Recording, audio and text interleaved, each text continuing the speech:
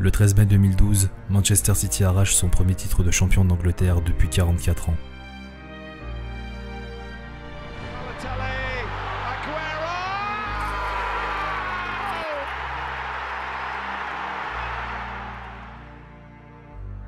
Depuis 1968, les Citizens n'avaient plus remporté le titre de champion d'Angleterre. Pourtant, dans cet effectif, un an après quasi jour pour jour, le 12 mai 2013, un joueur va vivre une véritable descente aux enfers dont il est le seul responsable. Cet homme, c'est Adam Johnson. Mais comment a-t-il fini par tout perdre, devenant un paria pour la société et pour les clubs dont il a porté le maillot? Voici son histoire. Générique. It's a brilliant run. It's a fantastic finish. And City will take all 3 points. He create the substitute, just come on, still going, Johnson, brilliant! Avant de commencer la vidéo, oublie pas de t'abonner et de liker afin que YouTube puisse mettre cette vidéo en avant. On se retrouve dans l'espace commentaire si jamais tu as envie de débattre. Manchester. C'est ici dans cette ville du nord-ouest de l'Angleterre que Adam Johnson pose ses valises à l'âge de 22 ans.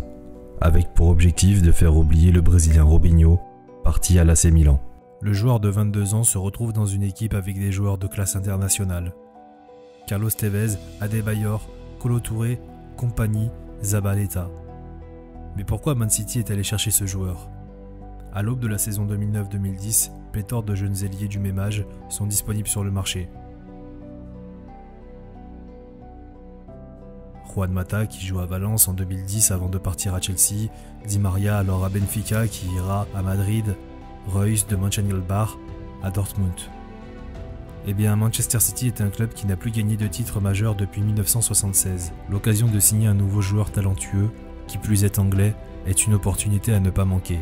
Car à ce moment-là, les autres clubs du Big Five se ruent sur les jeunes joyaux de la couronne. Il faut donc que Manchester City, à son tour, soit en mesure de persuader de son projet, en arrivant aussi à convaincre les talents anglais de venir dans un club qui se veut ambitieux, outre les contrats faramineux. Car quasi dans le même temps, le scandale Portsmouth éclate, et voit le club s'enterrer dans les divisions inférieures du foot anglais.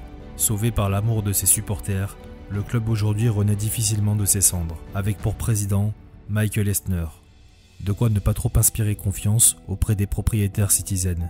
Car le monde du foot n'est pas un Disney. Surtout quand on sait que Souleymane Al Fahim, proche de la famille royale d'Abu Dhabi, à laquelle il conseillera le rachat du club de Manchester City à Abu Dhabi United, cet homme a aussi été le propriétaire temporaire de Portsmouth, condamné à 5 ans de prison pour avoir volé 5 millions de livres sterling à sa femme, mais aussi pour avoir 6 semaines après le rachat du club de Portsmouth, revendu ce dernier à de tierces personnes qui ont mené le club de Pompée en enfer. Bref, à cet instant, on ne sait pas si les Sky Blues et ses dirigeants sont réellement intéressés à développer le club Citizen. Un pari que l'on sait réussi aujourd'hui.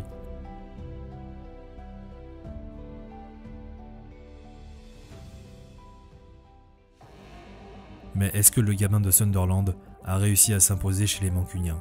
Roberto Mancini lui accorde dans un premier temps sa confiance. Recruté à Middlesbrough pour quelques 8 millions d'euros, Adam Johnson fait partie de la belle épopée de Borough en Ligue Europa en 2006, participant à 3 matchs.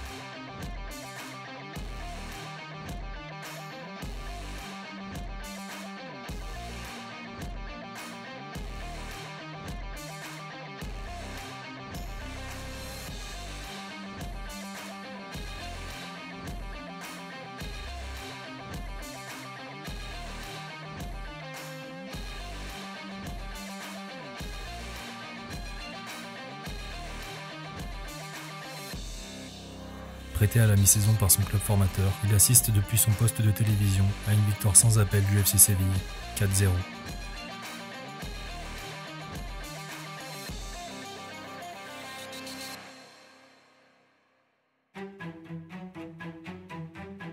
Prêté en Championship, dans un championnat physiquement éreintant, Adam Johnson peine à s'imposer. Gareth Southgate, installé au poste d'entraîneur pour la saison 2006-2007, l'actuel sélectionneur anglais, s'est payé le luxe cette année-là de claquer un cinglant 8-1 à Manchester City. Mais peu convaincu par notre protagoniste, il l'enverra en prêt à Watford. Après 2 ans passés à peu jouer, Johnson gratte du temps de jeu, mais pas suffisamment pour être rayonnant. Il parviendra à marquer 5 buts en 12 matchs. Depuis le parcours européen des Rouges et Blancs en 2005-2006, Johnson ne joue que 106 matchs en 3 ans, voire parfois des bouts de match. Au crépuscule de la saison 2009-2010, le gamin n'est plus. À 22 ans, il s'est forgé un mental et surtout un physique. Il s'est développé, il est prêt. Southgate, descendu en 2e division la saison précédente, est dans un premier temps confirmé avant d'être remercié et donc remplacé. Gordon Strachan lui fait aussi confiance. Adam Johnson est en feu. En 28 matchs, il inscrit 12 buts et 7 passes décisives. Il fait ses valises direction le nord-ouest de l'Angleterre.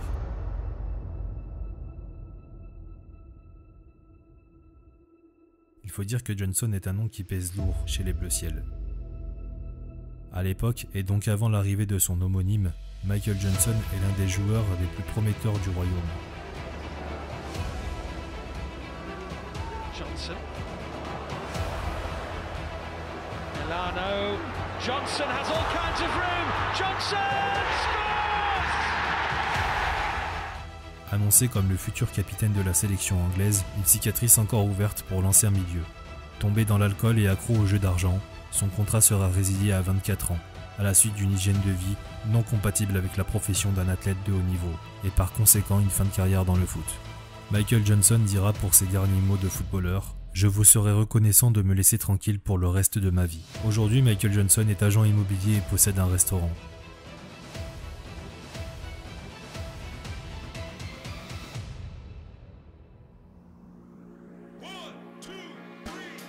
Mais revenons-en du côté de Adam Johnson, car ses débuts sont convaincants avec Manchester City.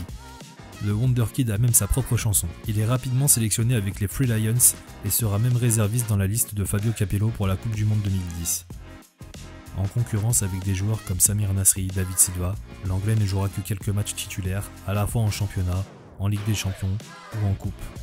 Après 3 ans de bataille pour gratter du temps de jeu dans un effectif de grande qualité, il décide de rentrer chez lui à Sunderland, passer des bling-bling de Manchester, de l'Etihad Stadium au Stadium of Light.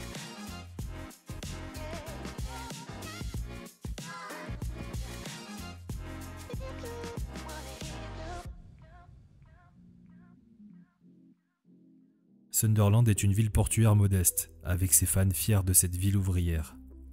Adam Johnson avait pourtant des clubs de plus haut standing, comme Liverpool, Everton, Tottenham, mais choisit finalement un retour au bercail. Adam Johnson, en quittant Manchester City, dira « Quand City vous contacte, c'est difficile de refuser, mais désormais je déconseillerais aux jeunes joueurs anglais d'aller là-bas. Si c'était à refaire, je ne signerais probablement pas à City. À tous les jeunes joueurs, rejoignez Manchester City et vous serez oubliés. » Son ancien entraîneur, Martin O'Neill, le couvre de louanges au moment de sa signature et dit lors de la conférence de presse « Je suis très heureux qu'il soit là. Il a des capacités terrifiantes. C'est un joueur qui, j'en suis sûr, excitera les fans. » À Sunderland, il retrouve du temps de jeu et participe au maintien des Black Cats le 12 mai 2013, au soir de la 37e journée, profitant de la défaite 4-1 de Wigan à Arsenal. Un but égalisateur de Phil Bardsley contre Southampton, un but partout, sur une passe de Adam Johnson. Il bouclera cette saison avec 5 buts et 10 passes décisifs. Mais surtout, l'international anglais est titulaire à chaque match. Snobé par Roy Hodgson pour la Coupe du Monde 2014, lui préférant les jeunes Raheem Sterling, Theo Walcott, Oxlade-Chamberlain ou encore Ross Barkley.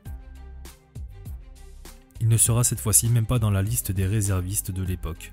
Une liste composée au milieu de Michael Carrick et de Tom Cleverley, Andy Carroll et Jermaine Defoe pour les attaquants.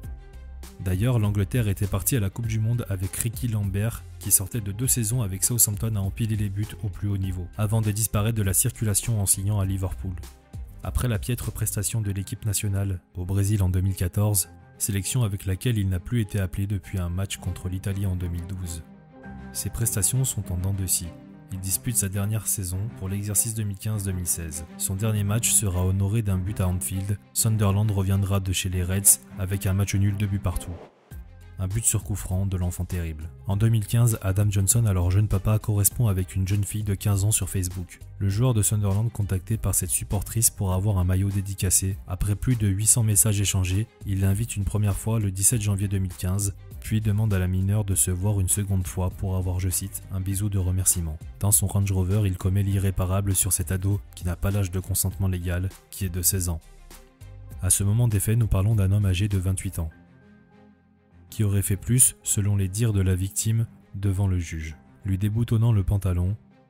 Et je vais pas en dire plus, je vous mets un article de presse si vous souhaitez en savoir plus sur ce sujet.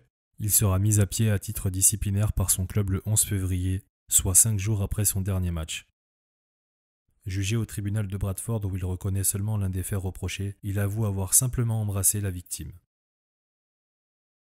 Johnson, les mains dans le dos, attend sa sentence. Reconnu coupable pour agression par attouchement sexuel ayant causé des dommages psychologiques sévères, il sera condamné à 63 000 € d'amende à l'État et non à la victime et 6 ans de prison. Le tribunal reconnut dans un second temps qu'il n'eut pas seulement de simples attouchements, mais persuadé qu'un rapport a eu lieu avec Adam.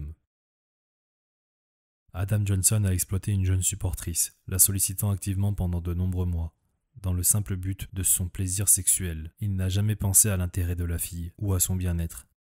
Pendant ce temps, ni même après, niant sans cesse tout acte répréhensible pendant 11 mois. Arrêté en mars 2015 puis libéré sous caution, son club de l'époque Sunderland le licenciera mais uniquement car Adidas, eux, n'ont pas tergiversé avant de rompre son contrat de sponsoring. Les fans de Sunderland et toute l'Angleterre restent sous le choc et reprochent la gestion de ce dossier, un tollé si populaire que la responsable Margaret Byrne démissionnera de ses fonctions pour sa non-prise de décision dans ce dossier épineux. Pour les supporters des Black Cats, il fallait le virer dès la connaissance de ses actes. How long did you got 6 years, didn't you? Yeah. And you never even f***ed a bird. No, you never even It's not like you raped her up like that. No, I wish I did this shit. I was going to the home game, like, you can't tap, but she was at my car every day, like, waiting for me, just standing there, like, in all the gear and that. All dressed up? Well, not like, look like tight jeans, little shirts, not like skirts and that. But then, after the game, she was asking me pictures all the time, so this went on for about 6 months. And then next thing she said, oh, can I get us a signed shirt? Got talking to her a few weeks, and then I met up with her, and kissed her. Next thing you're doing a 6 Next thing I'm and there's lads on here who shagged like 12-year-olds, got 30 months and that. You know what I mean? Got like it's just who it is. time. Can't you play in China? I know it sounds daft, but can't you go into All China? chance abroad. No, you can't get a second chance. Not all them do-gooders will come out and say, no, you can't play and all this. But you know, if you would 20 just been, second kiss on the 6-shirt, really. if you would have been in, Yeah. if you would have been just in no jaw public, you wouldn't even have gone to jail. They would have got a caution at the police Yeah, station. you wouldn't have gone to They jail. might not even have, well, she wouldn't have, if I were knew I was, she wouldn't have gone to the police. I think my dad Yeah. knows. I didn't even get me cut off. Yeah. If she's apparently too drunk to consent, you get me married. Yeah. If she's Dad, yeah. they'll- How many birds have you gone back with who've been pissed you? Yeah. Like, and then all they have to do next day, if they go and say, look, I can't remember what happened. Shut up. Yeah, you're in trouble, aren't you? You know what I mean? You get done for rape. Yeah. You can't do nothing now. Birds can say anything. If this wasn't me, and say someone who Joe Public was going and he had this appeal for it, he'd get off because of me, like he won. That's what I don't think you'll... Durant sa détention dans la prison de Moorland, Adam Johnson a été battu par des codétenus. Après une réflexion d'un prisonnier dans les douches, Johnson lui aurait répondu « Va te faire foutre, tu sais qui je suis ?» Adam Johnson s'est maintenu en forme en prison. Il a même proposé aux autres codétenus de les maintenir en forme durant sa détention. Il aurait refusé un contrat en Chine, une hypothèse qui semble compliquée car il doit pointer chaque semaine au commissariat de sa ville et déclarer tout voyage à l'étranger à la police locale. De plus, certains pays ont mis en place une loi visant à savoir en détail les faits reprochés aux personnes détenteurs d'un casier judiciaire. Puis il y a eu des rumeurs comme quoi l'ex-international aurait pu jouer en D5 anglaise à Hartlepool, mais ça ne s'est jamais fait. Il a vendu son manoir à 2 millions de livres pour recommencer une nouvelle vie. Sa fortune personnelle, avant la fin de carrière, était de 5 millions d'euros. Bien conseillé par l'équipe qui gérait sa carrière, ayant investi dans des biens immobiliers et des capitaux à intérêt élevé, les rumeurs indiquent qu'il serait reconverti en coach de fitness ou en tant que coiffeur, ces deux métiers qu'il a pratiqués en prison. Avec sa femme, il aura un deuxième enfant et projette de partir vivre à l'étranger quand sa situation le permettra.